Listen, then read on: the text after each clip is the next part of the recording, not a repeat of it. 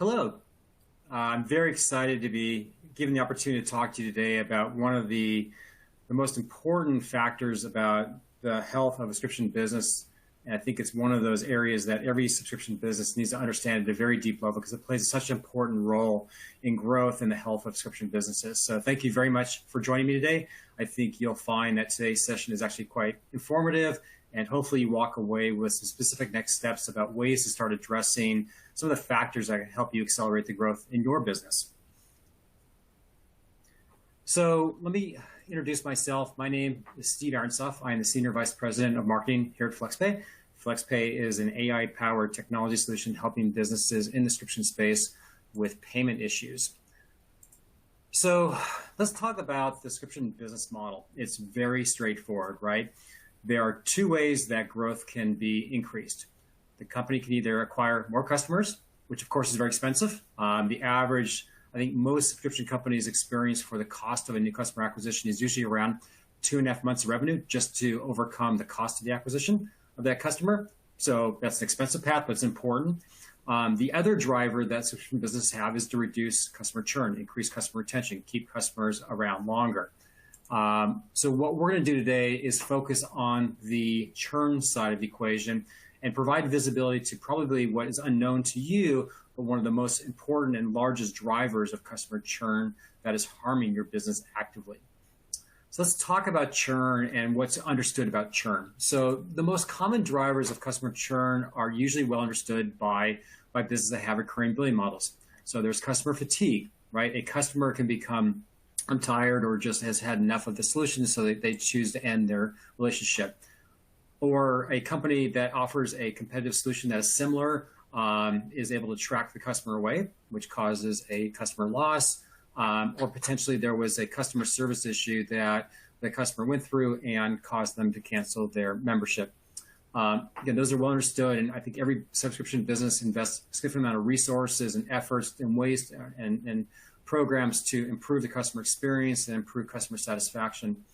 But there, unfortunately, is a fourth factor or cause of churn that is not well understood. It's often not understood as a driver of churn. And because of that, most subscription businesses don't actively manage it, which is really unfortunate. And this is the churn that is caused by errors and issues within the payment authorization system.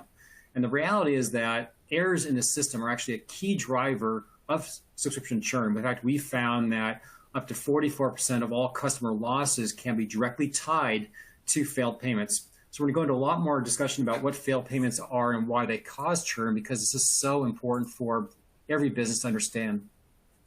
So what are failed payments or subscription authorization errors, and why do they occur?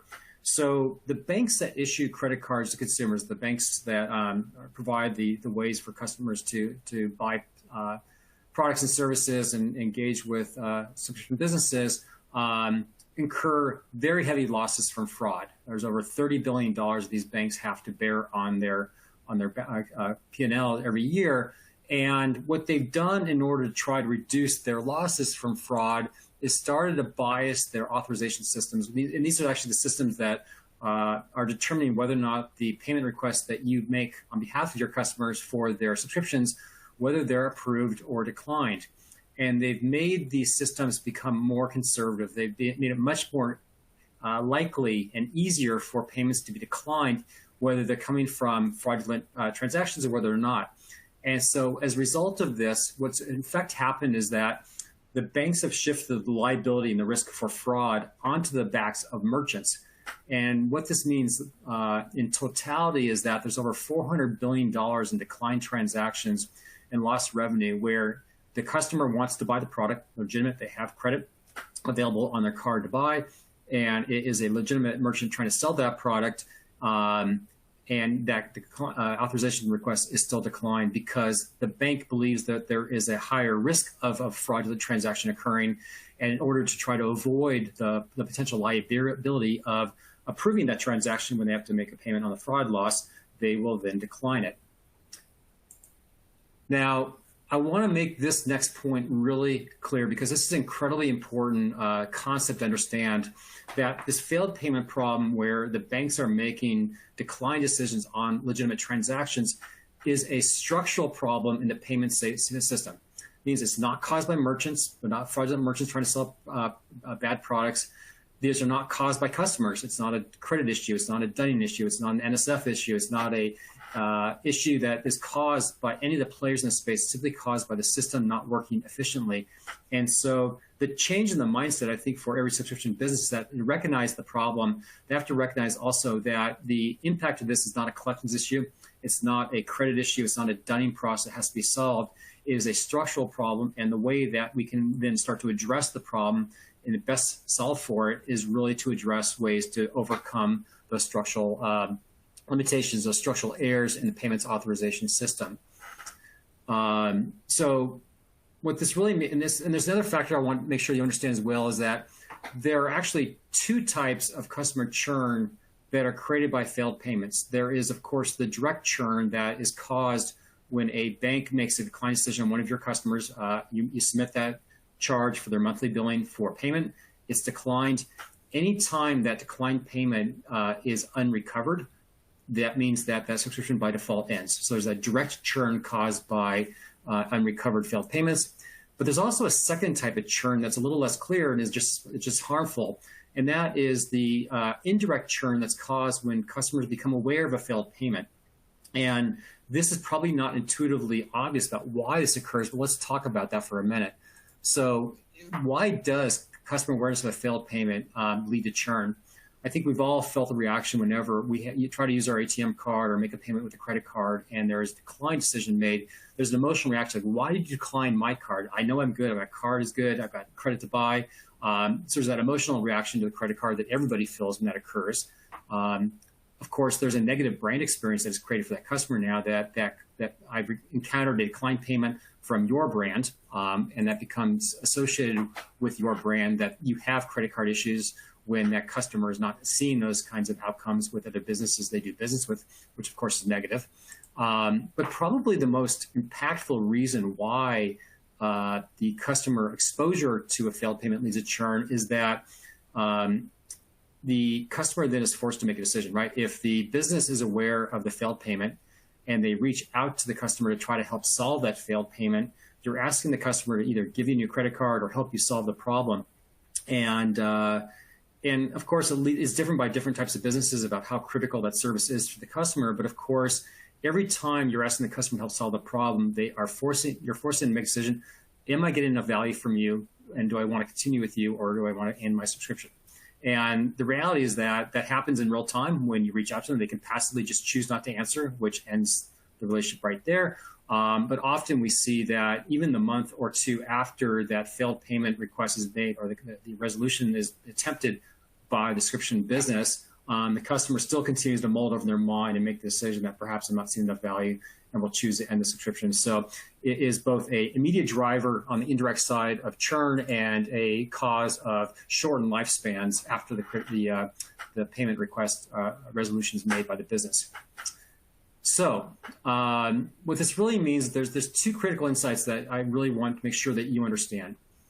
One is that for unrecovered failed payments, many businesses will look at this as transactional loss, right? You've submitted a monthly billing cycle, you've gotten a decline payment on it, and it's viewed as a single transaction as lost. But the reality is that because there is such a direct connection between failed payments and churn, the true cost of an unrecovered failed payment is actually the full value of the lost customer, both the current months of billing and all the subsequent months that the customer would have delivered.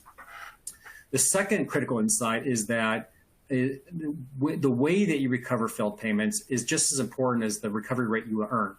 The methods that you can employ that avoid awareness of the customer of the failed payment will absolutely lead to longer life cycles following recovery, which leads to more lifetime value and more revenue.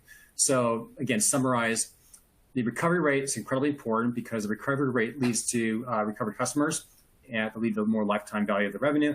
And secondly, the way you recover also has a direct impact on the lifespans of the customers following recovery. So let's talk about some specific examples, because I think this will chart and this example will bring this to life in a very meaningful way for you. So how can we start to calculate what the true cost of customer loss and recognize the true value of recovered customer really looks like and what impact it has on revenue growth for the business? So we're using an example here. This is a sample it's an example that is a little bit simplified, but it's very common. We see many businesses that have either flat growth or even negative growth because their failed payment rate actually is higher than their new customer acquisition rates. And so that really is an indicator that the scope of this problem is so large for subscription businesses that is a both inhibitor or potentially when solved a driver of growth. So in this particular example, let's talk about a business that has an average monthly billing amount for their customers of $50. They have 10,000 active customers, and they're experiencing on a monthly basis 15% decline rates on their payment requests, which again is not high and not low for many subscription businesses. In fact, we see subscription businesses that will have failed payment rates as high as 25, 30%, maybe even higher. And they're experiencing a growth rate of 15%. So for this the sample company, they're actually all the growth they're seeing from their customers is being lost by failed payments. And because it's important to understand for how long those customers stick around, on average, the average life cycle they see is an 8-month relationship. Okay, so that's the business. And let's start looking at what actually happens when failed payments occur. So in the first month of a failed payment, the 15% failed payment rate translates to $75,000 in monthly revenue that's lost. It's 15% of the 10,000 times $50. So that's very straightforward. I think it's obvious to everybody. So there's $75,000 lost in month one. But let's look at month two, because this is where things get interesting. We, of course, now have that customer that was lost in month one is not going to bill again in month two. So we've got a new month of a customer group that is lost. The 15% is still lost, and it's because of flat growth. But we also have the $75,000 from the prior month that is not getting billed because we lost that customer. So in actuality, in month two, the revenue loss the company's experiencing is not $75,000, but it's the 2 months of customers that are lost, which is $150,000. I hope that's clear, right? So we have the customers that were lost in month one that are still lost. They're not billing. They would have been billing for another 8 months, maybe 6 months on average, but they're lost in month two as well. So now in month two, the total revenue loss we're recognizing is 2 groups of customers, month one and month two, which is $150,000. And of course, this pattern continues. In month three, we now have 3 months of customers that are lost. The customers lost in month one, the customers lost in month two, and the new customers lost in month three. So that adds up now in month three to the revenue loss of $225,000. And of course, as we start to play this out, you can see that the pattern repeats. In month four, we now have 4 months of customers that are lost. In month five, 5 months. In month six, it starts to become really meaningful dollars. We have $450,000 in revenue lost from the 6 months of failed payments in 1 month alone. I mean, think about that. The amount of revenue that is probably not being recognized, the full pain of the failed payments problem, because again, what we talked about is it's not a transactional problem. It's causing lost customers. And those lost customers, the true cost of that adds up in a much, much more substantial way than just the single month of lost billing. So when we summarize what the total losses are, we can look at a month and we say, okay, we know that we're losing $75,000 in billing from the failed payments. But in reality, when we look at that over a 6-month period, the total loss from that group adds up to almost $1.6 million. Now, for this business, with their averages, they're actually, the total revenue for that period would be $3 million. So what we're seeing is that over half of their 6-month revenue that they should have had in the absence of failed payments has been lost to this problem. Now, again, as I said, we see on average that, and of course it varies by business, but for many or most subscription businesses, the cost of acquiring a new customer is about 2.5 times the monthly revenue. So in this example, we saw that a business was flat growth, right? They were growing at a rate of 15% and losing customers to failed payments at 15%. So the revenue is flat, but in reality, they're having to incur costs on average about $1.23 million over that 6-month period just to maintain flat revenue. You can start to see now how impactful the costs are of this problem and how vital it is for subscription businesses to be able to understand what it means for them. So I'd like to offer up, and we'll talk about this again as we get on, but if you'd like to learn more about failed payments and what it means for your business, the calculations, please feel free to click on the yes button and we'll schedule a meeting with you. Now, we mapped out the true cost of failed payments to the business. And the flip side of that, which is really where we start to bring in the conversation around to, for a subscription business, how do we accelerate revenue growth? What is the most important, the most powerful driver of revenue growth, for a subscription business? And we can reverse the logic and actually start to see when the failed payment starts to be addressed and addressed in a meaningful way where the failed payments are being recovered at a very high rate. How do we actually start to measure the value of what that means for the business? So let's go back to our example, the same business. Let's assume that we're able to recover 50% of those failed payments, which is very, very normal for what FlexPay is able to deliver. And on average, the numbers vary, of course, by business, but let's assume that the average cost of recovery is about $15 per recovered customer. So instead of losing $75,000 a month, we're able to claw back in month one $37,500, or half of that loss in month one. Now we start going through the exact same process, and we see that the value of those customers recover stack up month over month. And so just as we recognize the true cost of a failed payment as not being a lost transaction, but the value of all those subsequent payments after the failed payment, we can also start to measure and quantify the value of recovered customers as the stream of payments they'll make over the remaining life of their life cycle. So in month two, that group now becomes additional revenue that business is now earning of 2 months of recovered customers, which now equals $75,000. We see that grow in month 3 and month 4 and month 5. So as we get to month 6, we're seeing now that the business is now in one single month adding an additional $225,000 to their revenue that would not have occurred in the absence of having a solution to deal with failed payments. So again, we start to look in totality of what this means. Not only does it start to create a very clear picture of how much revenue failed payment recovery can deliver to a business, but how cost efficient this revenue is and how profitable it is compared to the investments that are made in new customer acquisition. So on average, again, using our simplified assumption, the month of customer recovery is cost about $37,500. Again, numbers vary. But the total revenue that's created over that 6-month period is almost $800,000 when we add up all the months of billing that those recovered customers provide.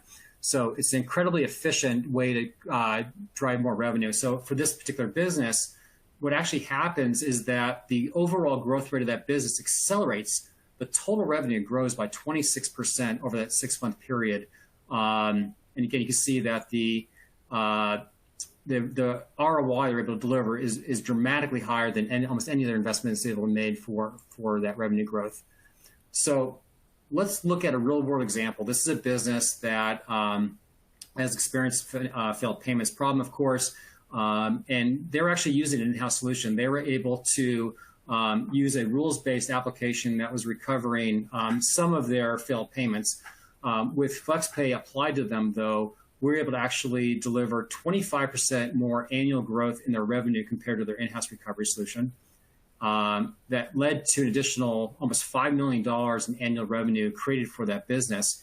And actually what it meant is because their failed payment previously was outpacing their growth, we were able to translate their negative growth into positive growth. That's how impactful the solution was for recovering customers lost to failed payments or recovering the customer and allowing those customers to bill out over the months of their natural life cycle. What that means in practical terms is that after 12 months, the growth in active customers actually increased by 50% as a result of recovering the customers and keeping them around as long as possible. So again, I hope that really brings to life the idea that failed payment recovery and a strategy behind it and employing an effective solution is going to be almost always the single biggest driver that a subscription business can actually employ to accelerate growth and drive more revenue and profitability for the business. So what I'd like to do is lay out some next steps for you. I hope that every one of you that's on the webinar today will take these next steps, because regardless of how you solve this problem, this is such a critical problem to solve that I really urge you to try to develop a strategy and find a solution that best meets your needs. So what we can help you do, though, is we can help you go through a revenue recovery forecast for your business and give you a picture or an estimate of what we think you can deliver in actual revenue growth over a 12-month period, what that means for both revenue and growth rate improvements, and translate out into estimating out how many more active customers your business would have over a 12-month period.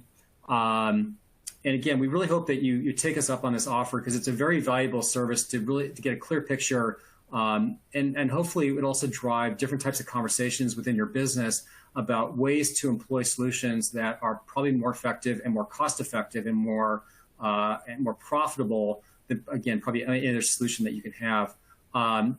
So this brings me to the end of the presentation. We put up a QR code for here. Please feel free to use it, and it'll bring up a page where you can submit your request to sit down for a consultation. And I'd like to open up to questions. There is a Q&A box on your screen. Hopefully you're able to see that. I see we've got a couple questions that have come in, and let me go through the ones that have come in. So first of all, I've gotten several people asked about pricing. Of course, pricing it does vary by a number of factors, but as we saw in that example, which was a real life example, the example used a cost of a recovered customer about $15, and the translation of that into revenue was such a dramatic ratio. I think it's about 10% of total revenue acquired, that compared to the cost in that business of $125 to acquire a new customer, the ROI on that investment to recover the customer was dramatically more profitable. Got a couple questions also about sort of related questions. How big or how small does a company need to be able to take advantage of a solution like this? And the reality is that it doesn't matter what size of companies. We work with companies that are very small. We work with companies that are multi-billion-dollar organizations. So there is value to be unlocked. And again, the impact of the failed payment issue on causing customer churn and suppressing your natural growth rates are impacting companies of all sizes. So there should be no issue. The opportunity is there for companies of all sizes. And then I got a question about how do I calculate this for my business? Again, we showed you some examples. I think there is a calculator on the flexpay.io website. You can put in the variables about your business, but probably the easiest way to be able to not just understand the numbers, but actually talk about them and talk about real life, what it means for your business, would be to use a link on the QR code here and schedule a meeting, and we can take you through the variables for your business using your actual numbers. I think that's a very good way to help to understand the different dimensions for your business and talk about different scenarios where we can look not only if you have an in-house recovery solution, but what can be delivered on top of that and what it means for your company's success.